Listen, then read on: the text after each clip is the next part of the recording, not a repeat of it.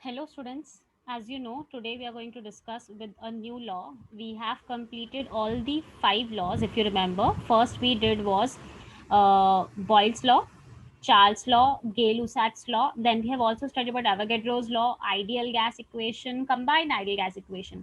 Now we are going to start with something called as Dalton's law of partial pressure. When I say Dalton's law of partial pressure, Dalton's law of partial pressure was given to us by the scientist Dalton. And according to him, when I say Dalton law of partial pressure, it says that when you have a mixture of non-reacting gases, when I say Dalton's law, we say it is applicable to non-reacting gases. What do you mean by non-reacting gases? Gases, when you keep them together in a container, they are not going to react. Like if I tell you, we are sitting here and we can feel the air.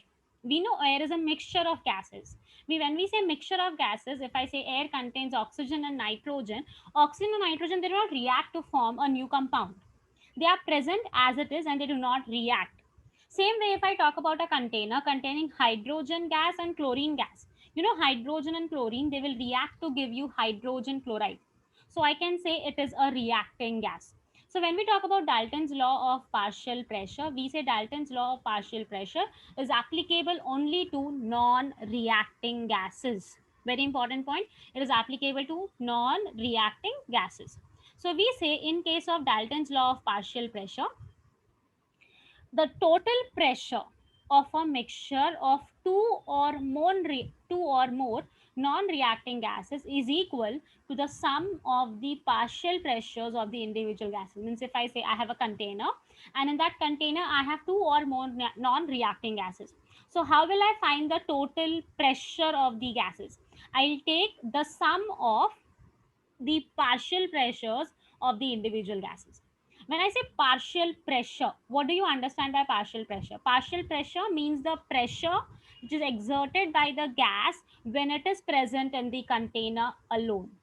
Means when it is present in the container alone, there's no other gas present. So the gas molecules are present in the container, they're going to collide with each other, collide with the walls of the container, and they're going to exert that pressure. The pressure which is exerted by the gas molecules when they are alone is called as partial pressure. So the formula for Dalton's law of partial pressure is what? We say P total is equal to P1 plus P2 plus P3 plus P4 plus P5. When I say P1, P2, P3, P4, what are they all? They are nothing but the partial pressures of individual gases 1, 2, 3, 4, 5. Now, you know, we have studied about ideal gas equation, which says that P is equal to nRT by V, or I can say PV is equal to nRT. We are going to use this when you're going to study one derivation related to Dalton's law of partial pressure. Let's understand Dalton's law of partial pressure very easily, or I can say in a much better way. You can see we studied partial pressure. Sorry, Dalton's law of partial pressure is what? The total pressure of a mixture of non-reacting gases is nothing but the sum of the partial pressures of the individual gases. So we have P total is equals to P1 plus P2 plus P3 depending upon the number of gases that we have in the container. So you can see over here, I have the very first container. When I say the very first container, you can see what's happening over here. In this container, you have 5 liters of volume at 20 degrees Celsius. And you can see the gas which is present over here is what? It is 0.5 moles of hydrogen and it has a partial pressure of 2.4 atm. Means I can say the first gas, it is present alone, that hydrogen gas is present in the container alone at 5 liters, 20 degrees Celsius temperature, and the pressure which it exerts is 2.4 atm. If you look at the second container, you can see second container contains 1.25 moles of helium gas. It is at 5 liters, means you can see the volume is same for both the containers and the temperature is also 20 degrees Celsius. You can see the pressure which is exerted is how much? The pressure which is exerted by the helium gas is 6 atm. Means I can simply say the pressure of helium gas, partial pressure of helium gas is 6 atm. You can see the third beaker. In this, what we have done, we have mixed the two gases. I have mixed 0.5 moles of hydrogen and 1.25 moles of helium. And you can see that again, I can say the volume is same, the temperature is 20 degrees Celsius. And when you sum up them, when you do the total, what you get is, you can see as according to Dalton's law of partial pressure, we say P total is nothing but the partial pressure of the non-reacting gases. So I can say P total will be the partial pressure of helium gas and hydrogen gas. So I'll say 2.4 plus 6 will give you the value of 8.4. That is what your Dalton's law of partial pressure states. So as we have understood Dalton's law of partial pressure, we're going to do a formula, or I can say derivation with respect to partial pressure and mole fraction. You can see first of all, when I say partial pressure and mole fraction, we have just now studied that we can write down partial pressure with respect to mole fraction. So with respect to ideal gas equation. So I can say very first over here that I have P1 is equals to N1. I'll write down a little bit below. Okay. You can see I'll say my text alignment.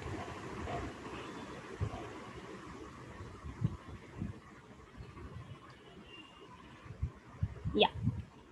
So I can say over here P1 is equals to N1 RT by V. You know, for the previous example, I had explained you that the volume was same, temperature was same, and we know R is a gas constant, so even that will be same. So this is my partial pressure for gas 1. So I will name it as 1. Similarly, I can say P2 is equal to N2 upon, into RT by V. That is my second one. Similarly, if I say I have one more gas, I can say P3 is equals to N3 RT by V, because in the previous example, you might have seen that the number of moles might be different. So if I say P total, what is P total? We just now studied that P total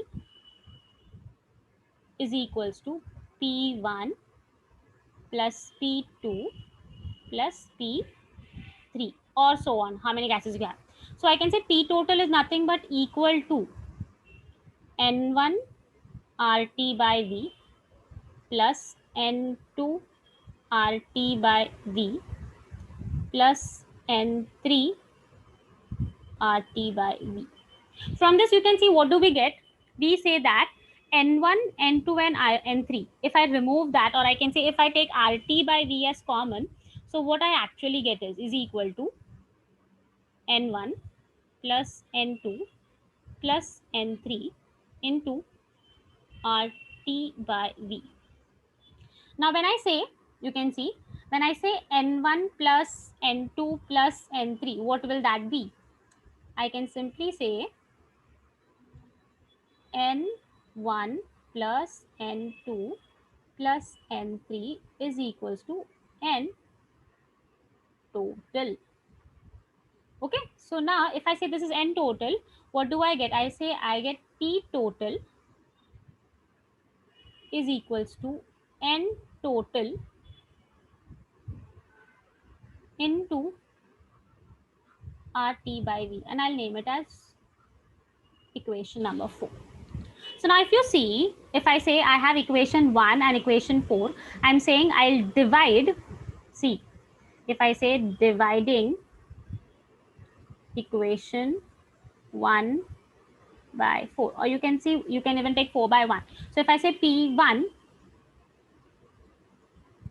is equals to N1 RT by V, and this is P total is equals to N total, and same thing RT by V. So if you can see, what do we understand over here? That I can cancel which terms? I can cancel this RT by V because it's same over here. So what I am left with is, I am left with P1 upon P total is equals to N1 upon N total. So if I just rearrange this and if I write, you can see what will I get.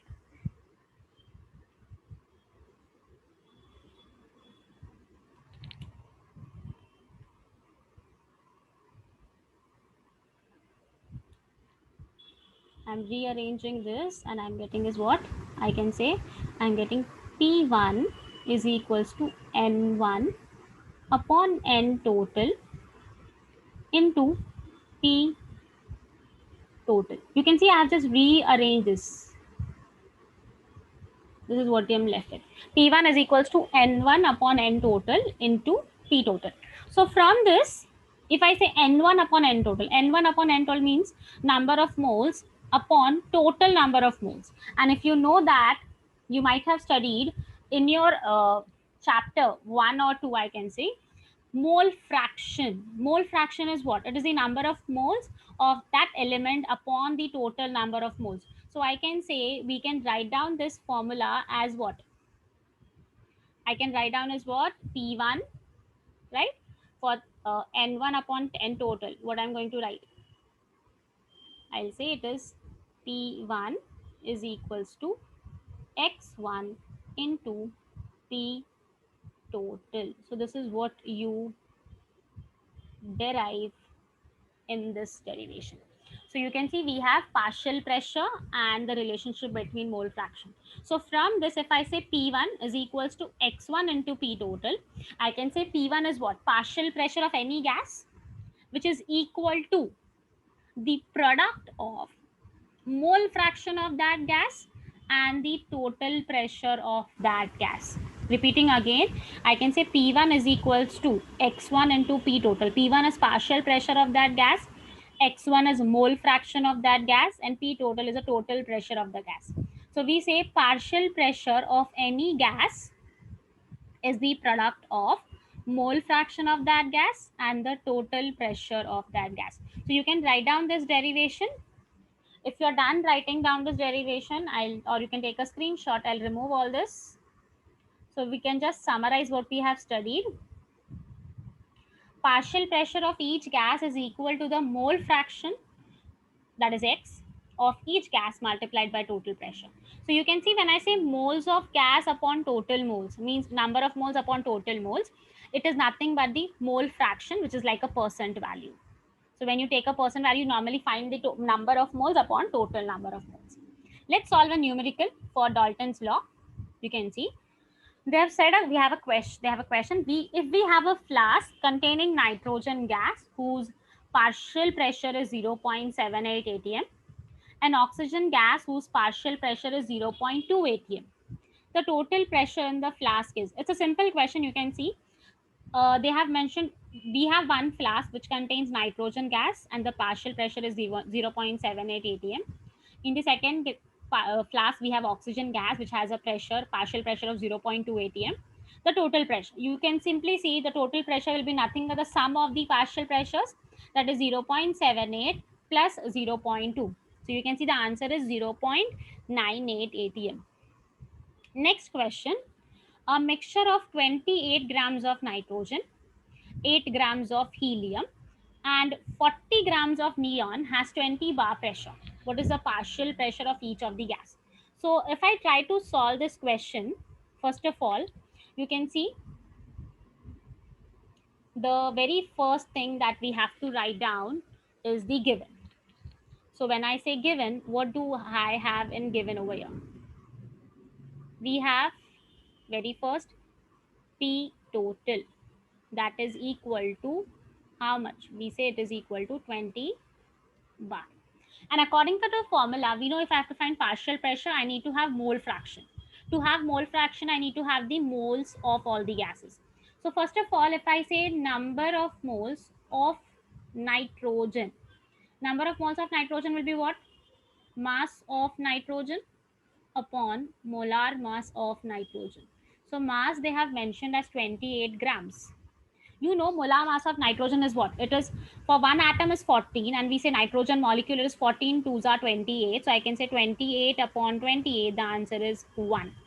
Similarly, if I say number of moles of helium, means I have to take mass of helium upon molecular mass of helium.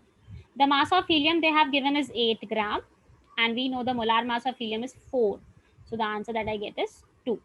Next, 40 grams of neon. So you can see when I say number of moles of neon, it is equal to mass of neon upon molecular mass of neon. The mass of neon that they have given is 40 grams And you can see molar mass of neon. Neon will have a molecular mass of 28. Not 28, sorry. Helium, na? Helium, neon has an atomic number of 10. It doubles 20. So 40 divided by 20, the answer will be 2. Now you can see over here, we have got number of moles. Now we can find the mole fraction. When I say mole fraction, that is what?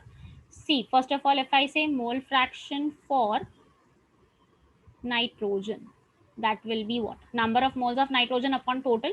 So first of all, I need to do what? I need to find N total. So how much is N total over here?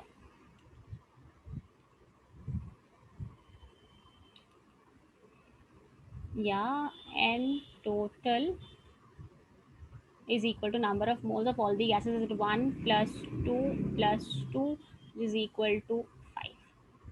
So if I say mole fraction of nitrogen, it will be number of moles of nitrogen upon N total. So that is equal to 1 upon 5. Similarly, if I say mole fraction of the other gases, that is helium, it will be 2 upon 5. And mole fraction of neon, that will be again 2 upon 5. So we have got the mole fraction now. What we need to do is find the partial pressure of the gases. So when I say partial pressure,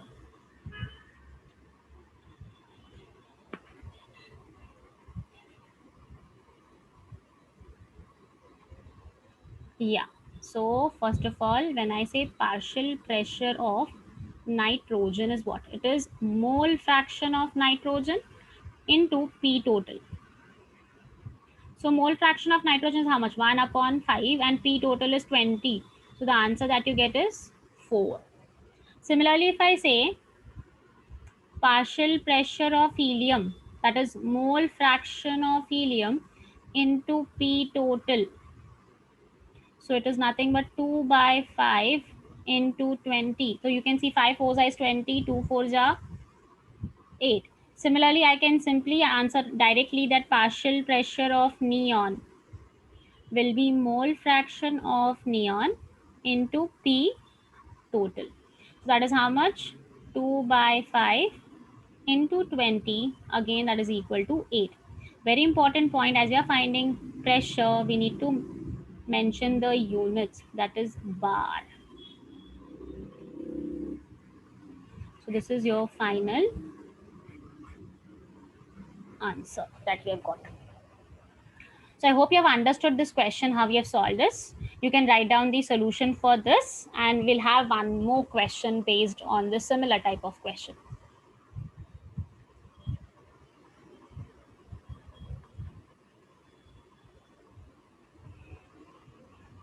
Yes.